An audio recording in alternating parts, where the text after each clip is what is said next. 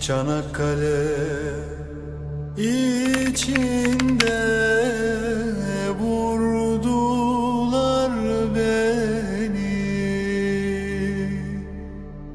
Çanakkale içinde vurdular beni. Ölmeden mezara koydular beni. Of, gençliğim eyvah. Ölmeden mezara koydular beni. Of, gençliğim eyvah. Çanakkale içinde bir uzun selvi. Çanakkale içinde bir uzun selvi. Kimimiz nişanlı, kimimiz evli.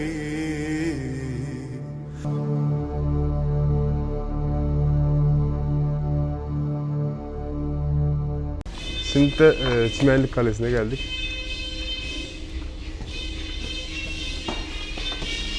Hadi gidelim baba.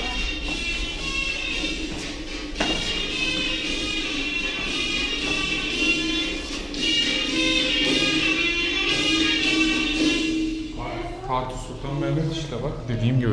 Fatih Sultan Mehmet yaptırmış değil mi? Çanakkale Boğazı'nı savunmak gerekirse İstanbul savunması Boğazı'ndan İstanbul savunması için Çanakkale Boğazı'na diyor kale yapılması demek. Tabii Boğaz'dan geçip gelecekler ya.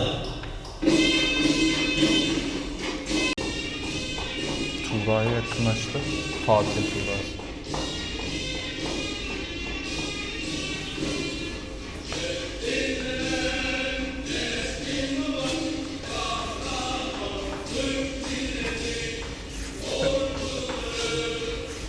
Çok zaman.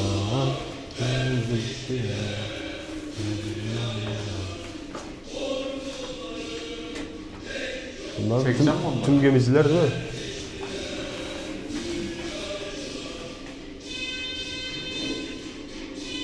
Bana bak. Kıbrıs diyor. Deniz kuvvetlerinin başarılı operasyonları şeyleri. Kalenin anahtarı. Kalenin anahtarı. Eğer kale teslim olursa bu anahtarı veriyorlar fethedemeye. Kale kapısının kilitlenmesi amacıyla kullanılan anahtar diyor. Aynı zamanda kaleyi temsil etmiştir. Kale kuşatmaları sırasında herhangi bir can veya mal kaybını yaşaması için taarruz öncesinde kalenin teslim olması istenmiştir. Kalenin teslim olmasına karar verilirse kuşatma komutanına bunu göstererek işaret olarak kale anahtarı teslim edilmiştir. Vay anasını. Bak kartal veya aslan mı acaba bunlar üstündeki? Kartala benziyor. İkisi de olur.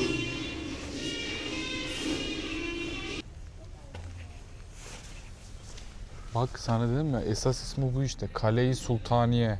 Yaklaştır istiyorsan. Sultanın kalesi yani. Evet, Fatih Sultan Mehmet yaptırdığı için Sultan'ın kalesi. Kale-i Sultaniye. Ama Piri şimdi Reis artık Galerisi. Çimenlik Kalesi. Aynen, burayı da görelim.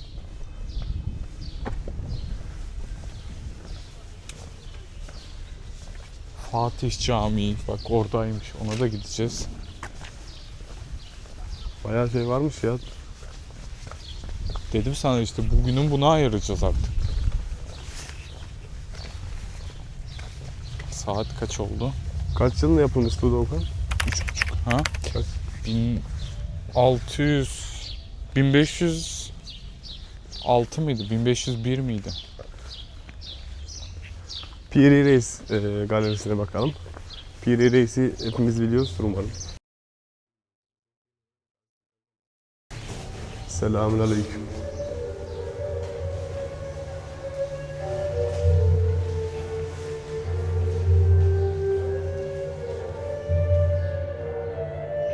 Bu noktalar ne? Piri Reis'in gittikleri yerler mi? Evet. Piri Reis'ten sorular diyorsun ya böyle. Kimi en önemli yerlere gitmişler. Bakalım nerelere gitmiş. Cebel Tarık, İspanya kıyıları. Aa, tıklayabiliyoruz. İspanya Bak, çizdiği yerler mi acaba bunlar? Yok, gitmiştir yani, gitmese nasıl çizecek? Vallahi o istihbarat. Cezayir. Cezayir. Piri Reis. Fransa mı burası? Fransa kıyıları. Malta. Yok, Sicilya. Malta hangisiydi ya? Şu. Korsika diyor. Sardunya. Malta şu küçük olan da herhalde. Girit mi?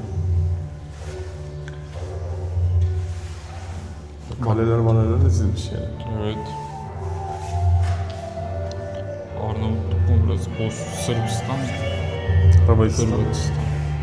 Dur İstanbul'a bakalım.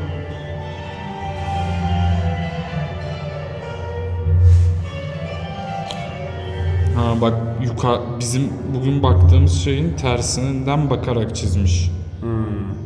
Bak, biz Marmara'dan böyle bakıyoruz ya bu taraftan. Evet. Böyle Haliç. Bu Haliç solda. Bu da Kız Kulesi ha? Evet. Filistin. Gazze. Kahire, Mısır. Nil Nehri ha? Değil mi? Olabilir. Piramitlere kadar çizmişler.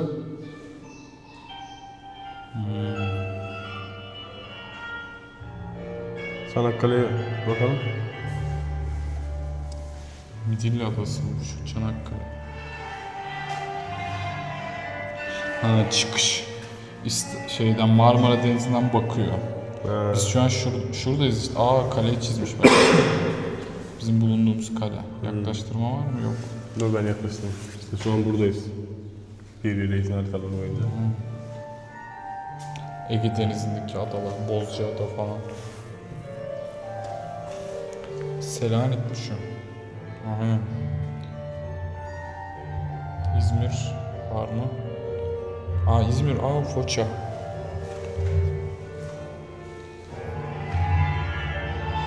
Eski Foça, şurası mı acaba?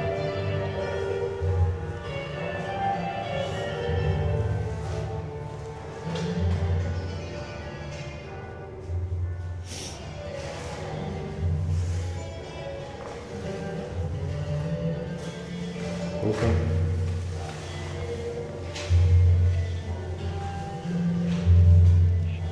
Gerçek harita değil mi? Evet, sana hediye ettiğim harita değil mi? Ha.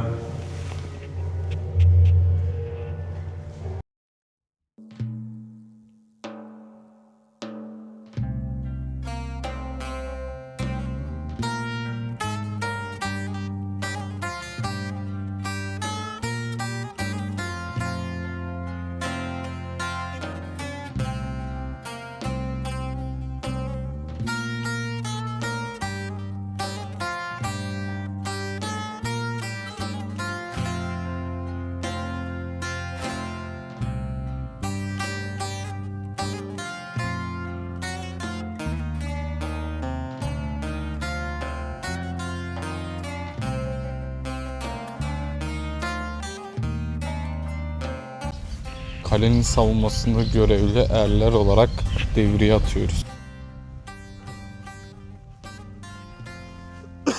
Diyorsun ha? Gerçi biz bu yaşta artık er olmayız ya. Kale kumandanı.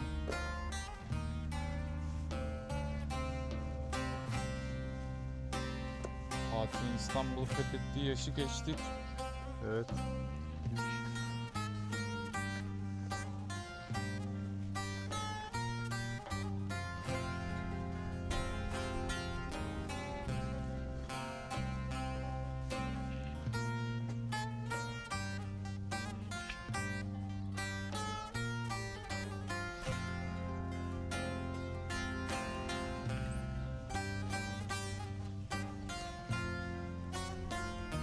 Abdülaziz Camii. Kalenin kendi camisi. Bakım nedeniyle kapalı.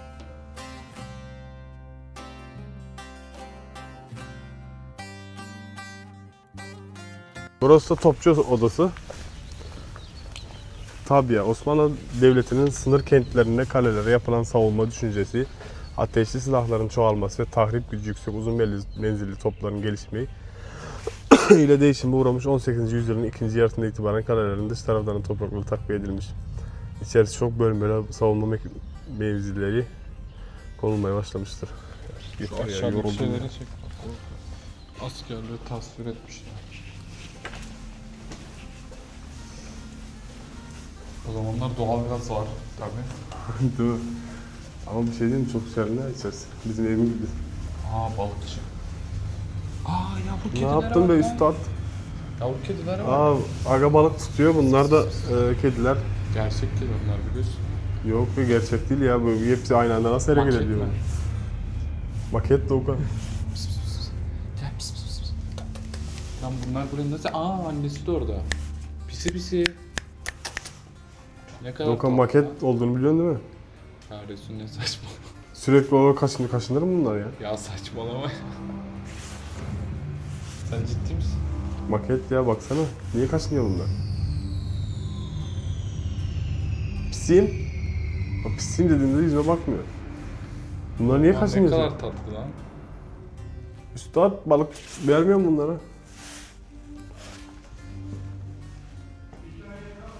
Çeksene böyle şunlardan. Adamlarımla.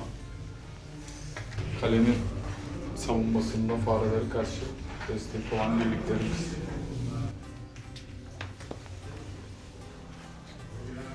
Ben gittim. Durdurdun mu videoyu? Ha. Çıkışta şunlarla ben çekeyim mi ya bunları? Yaptı.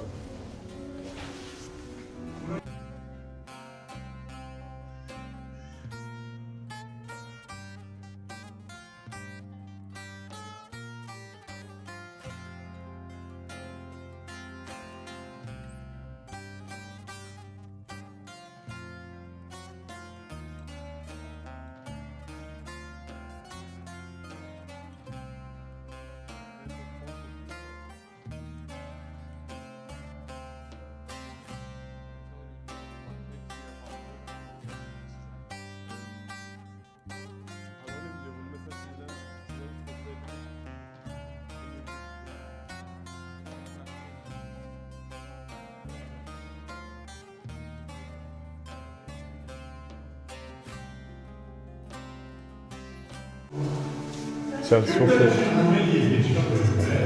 İstanbul'un su yollarının yönettiğinde susuz Çanakkale Boğazı'nın konumu vazgeçilmezdi. Fatih Sultan Mehmet bu değerli hazineyi elinde tutan kişi olarak Boğaz'ın en dar yerinde Sestos ve Abidos antik kentlerinin yakınında karşılıklı iki kale inşa etti. Karşı karşıya bakan bu iki kale adeta Çanakkale Boğazı'nın yıkılmaz ve sessiz muhafızları. Bunlardan Anadolu yakasında olan Çimenli Kalesi ilk inşa edildiğinde Kılayi Sultaniye olarak kurulmuş, şehirde yerleşmenin temeli savunma amacıyla yapılmış olan bu kaleye yapılmış.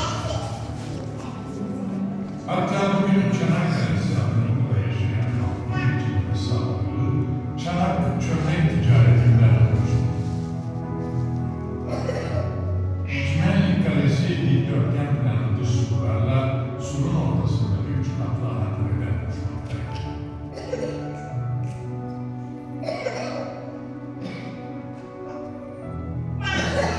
Çok sayıda kule ve burçlarla donatılan dış surların içinde 2 adet cami ve 1 adet cephanelik inşa edilmişti.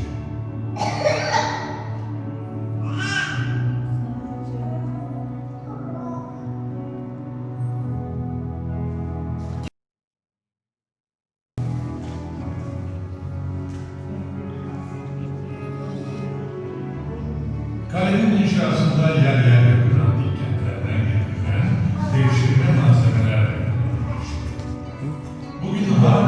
Yok, bu yeter. Önce yardım eden çevre kentleri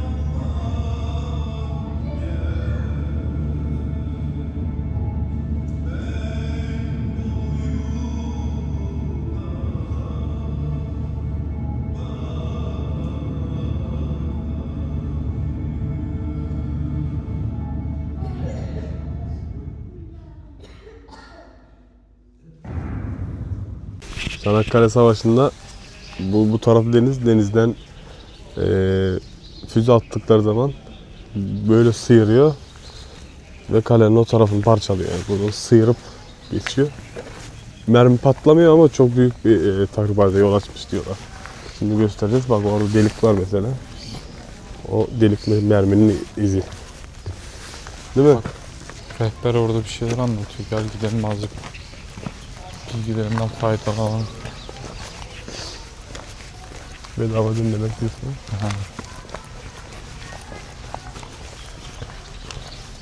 Top patlamadı diyor. Bir de patlasa kim bilir nasıl bir hasar verecekti. Baksana patlamamış hali bile duvarın yarısını çökertmiş. Bak çıkan mermi de aşağıda duran ama acaba? Tabi. Olabilir. Eserinle övün diye koymuşlar buraya herhalde. Bakalım mı? Bakalım. Queen Elizabeth. Oo, en iyi gemiden atılan. Queen Elizabeth İngilizlerin en gurur duyduğu gemi. Ha burada yazıyor gel. Boy 196 metre. 33 ton alıyormuş. Silahlar. Bir sürü silah var. 16 adet çapında top, 2 adet çapında top, 4 adet çapında top. Bu Çok gemiden büyük gemi atılmış ya. bir mermi. Orayı sıyırıp geçip buraya geliyor bak. İşte bu mermi. Bu nasıl mermi? Çok büyük ya.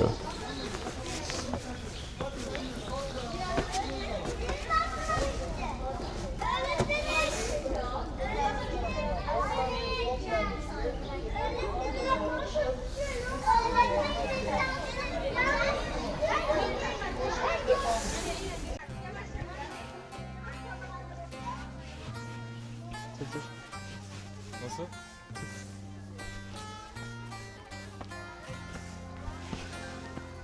Çık dedim yukarı çık diyecek.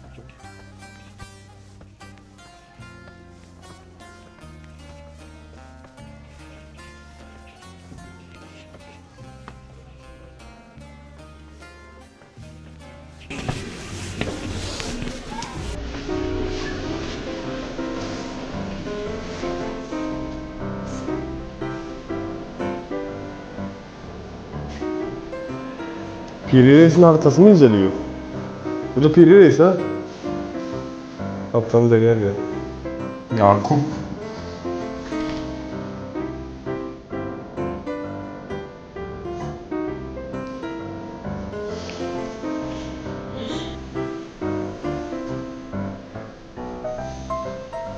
Kalenin şeyi.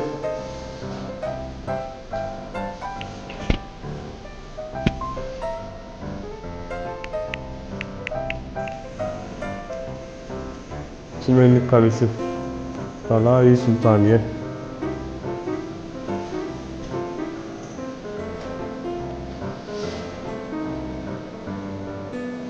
Fatih Sultan Mehmet Han dönemine aittir diyor. Bizans sikkesi.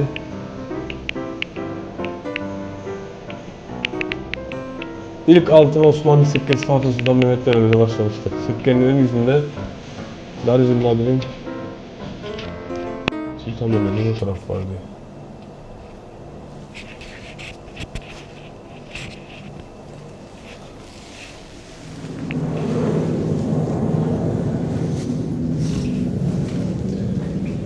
Çanakkale Boğazı'nda denizin içinden çıkarılan top muhtemelen Boğaz'ın ticaret ve güvenlik amacıyla geçen Venedik gemisine aittir. Topun üzerinde denizin altına kaldığı süreye ait izler görülmektedir. Gelibolu Sancak Bey'i ve Kapıdağlı Derya.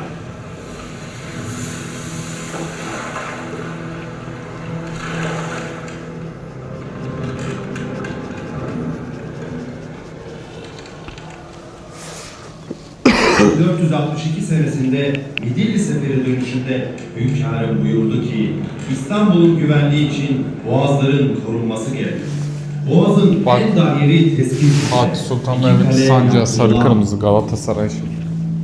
Oradan geliyor biliyor musun Galatasaray'ın renkleri? Allah'ım. 1481. Birine Alay-ı Sultaniye, Gel geçelim. birine Kilidül Bahr dedi. Ya Resul bu çok uzun sürer. 1462 Tamam, kale- senesinde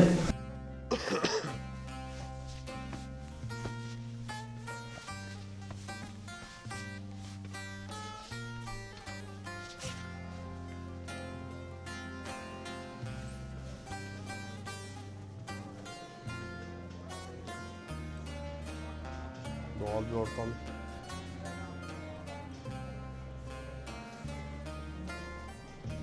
Bunda mermi taşıyor.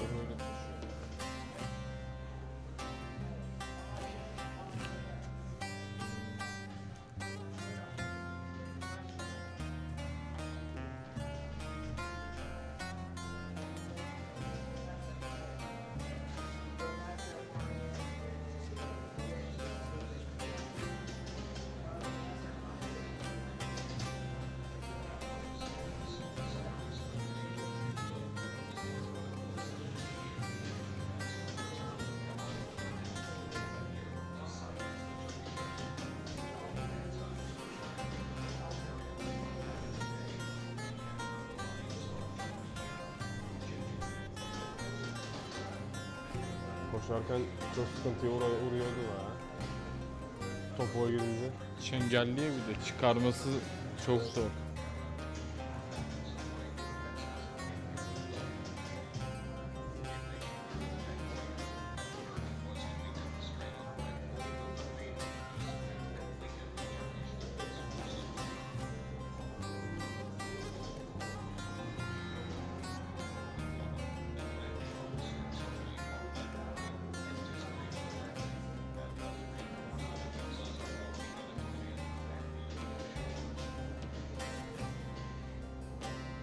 Kılıca bak. Miğfer mi? Fransız birisi.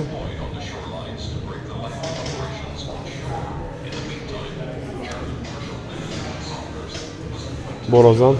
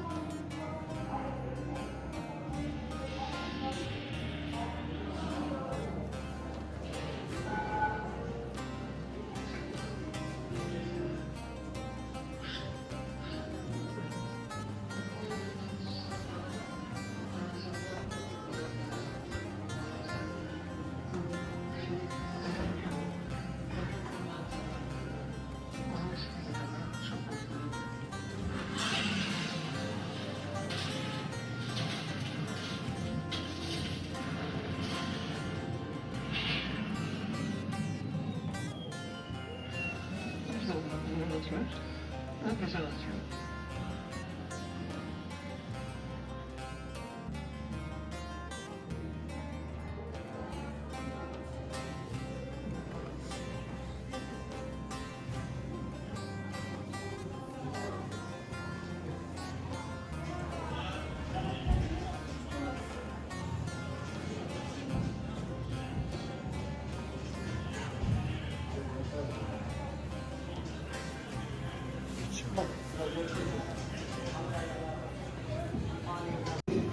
Ve ortaokulu'ndaki zırhlıların hareketlerini ilk mahiyeten ve merak edici makalelerden gözledim. Sonra harekat için seyir planı yaptı. Plana göre Muavenet-i Milliye, Rumeli kıyısına çok yakın şekilde ilerleyerek hedefine ulaşacaktı. Su çekimini azaltmak için kömür ve yağın yarısıyla tüm filikalar gemiden çıkartıldı. Ayrıca dışarıya ışık sızmaması için geminin yıldızları siyaha boyandı. İç mahalleri aydınlatan ampuller ve ses çıkarmaması için makine telgraflarının uyarı zilleri söküldü. Torpido subayı Yüzbaşı Gelibolulu Ali Haydar Bey'in kontrolünde bakımları yapılan 3 torpido kovanlara konuldu. Taarruz, vardiya değişiminin olduğu gece yarısı yapılacak ve böylece vardiyayı teslim eden personelin yorgunluğuyla ve teslim alanların uyku sersemliğinden faydalanılacaktı. 13 Mayıs saat 0.30'da Soğanlıdere'den harekete geçen Muavenet-i Milliye, bacalarından alev çıkmaması için 8 knot hızla Rumeli kıyısına yakın şekilde seyre başladı. Muavenet-i Milliye, Boğaz'daki düşman karakol gemilerince görülmeden saat 1'de Morto koyuna vardığında Golyat'ı ve hemen pupasında duran Cornwallis'i teşhis etti.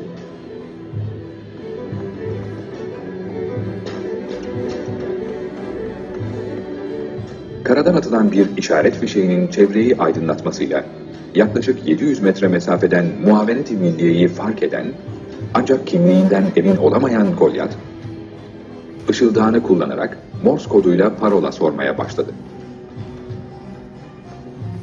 Zaman kazanmak amacıyla aynı şekilde karşılık veren Muavenet-i Milliye, bu sürede Golyat'la arasındaki mesafeyi 300 metreye kadar azaltmış ve iskele tarafından dönüşe geçerek saat 1'i 10 geçe 3 torpidosunu da Golyat'a göndermişti. Üçü de hedefi bulan torpidoların infilak etmesiyle 4 dakika içinde tamamıyla sulara gömülen Golyat'la gemi komutanı dahil toplam 570 kişi hayatını kaybetti.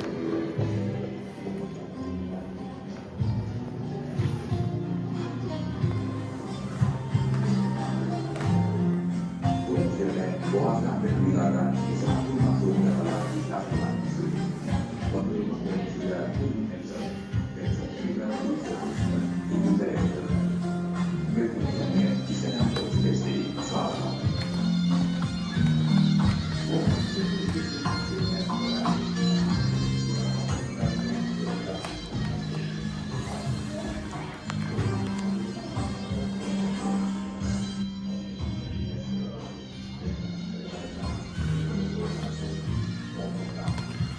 Bu Osmanlı'na karşı savaşan askerler, itilaf devletler yani.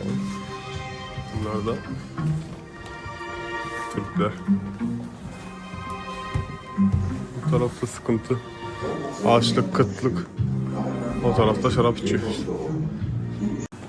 Karakteri bağımsızlık olan bu milletin kahramanlarına bin şükran, bin minnet çıkıyor.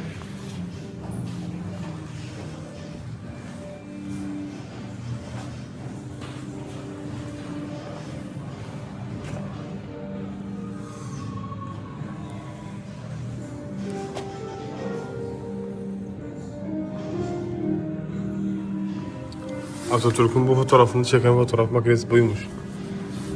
Yani bunu da Atatürk buluyor. Gece keşifte bulmuşlar. Tabi burada heykelini yapmışlar Atatürk'ün.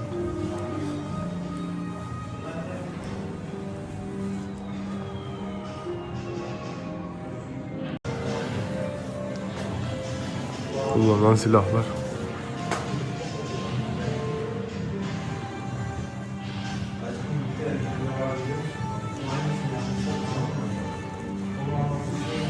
Uçaklardan atılan bombalar.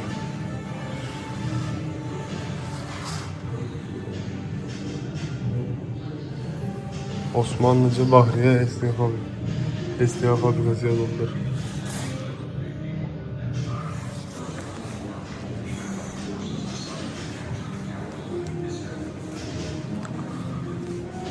Bunlar da Hintli askerlerin kullandığı bıçaklarmış. Hintli. Bu Fransız. Çanakkale Gazi Savaşı bayrağı yetiştirdi.